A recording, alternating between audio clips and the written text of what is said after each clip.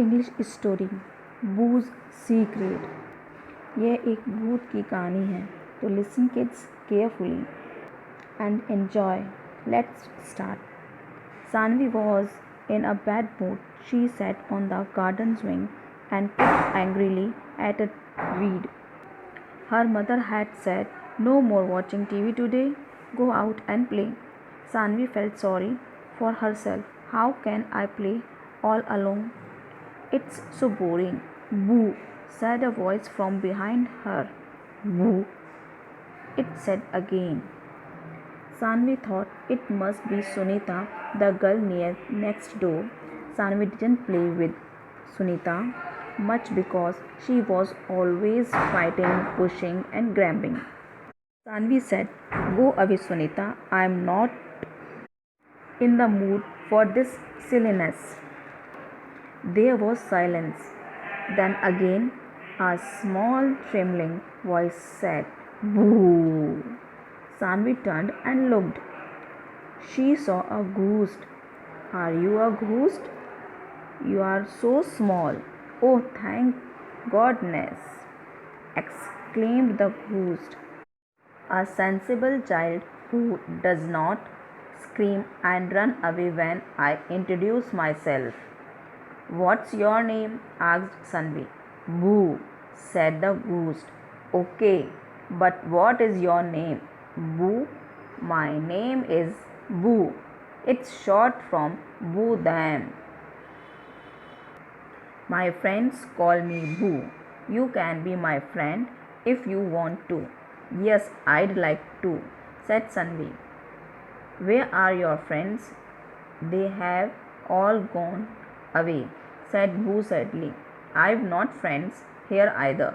Come and sit on the swing with me." Boo did, and as Sanvi pushed the swing back and forth while the two of them talked, Sanvi's mother looked out of the kitchen window and wondered at her daughter's change of mood. Just a few minutes ago, the child had been sulking and frowning, and now she was smiling and seemed to be talking or singing to herself. Good. It was time for lunch anyway. Sanvi's lunch, she called. "Just a minute." Hurriedly, she asked Boo, "What about you? Have you had lunch?" Boo laughed long and loud. "Lunch? Goose doesn't eat lunch, neither breakfast nor dinner."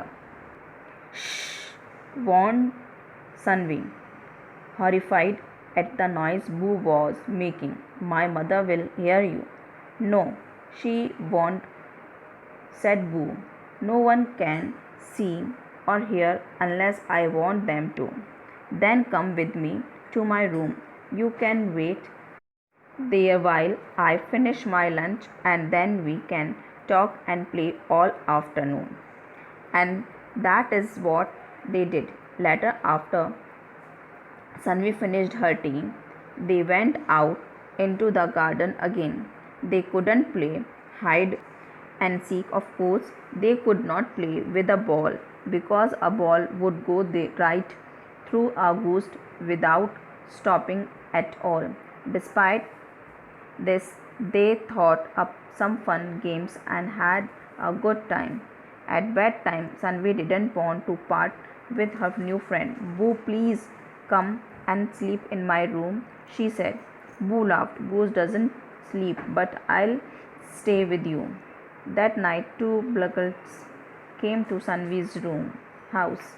They got in through a window downstairs and crept up the stairs. When they got to the corridor, a scary sight met their eyes. In the dim light, a ghostly white figure jumped up and down and shouted, "Boo!" The burglars dropped their bags and tools and turned to flee. In their fright and hurry, they tripped over each and went rolling bump, bump, bump down the steps. They landed at the bottom of the staircase, groaning and panting with fear. "Lie still," said Boo from the top of the stairs. The burglars were so scared they obeyed. Meanwhile, Sanvi heard Boo shouting. She was started to hear the crushing sounds of people falling down the stairs. Her parents had not heard Boo, of course, but they heard the burglars.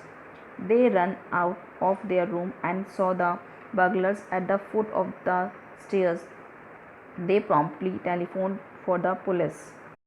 Till the police came, Boo stood guard over the burglars. Sanvi's parents thought the burglars had been so badly hurt by their fall that they couldn't move. Sanvi said, "Well done, Boo," much to her parents' puzzlement. The police had been looking for these burglars for weeks. They had broken into a lot of homes. They were grateful to Sanvi's parents. "It was brave of you to push these fellows downstairs," they said. "But we didn't," said Sanvi's parents. "They must have fallen by accident." "No, they did not fall by accident," said Sanvi. "I know just how it happened, but I cannot tell anyone."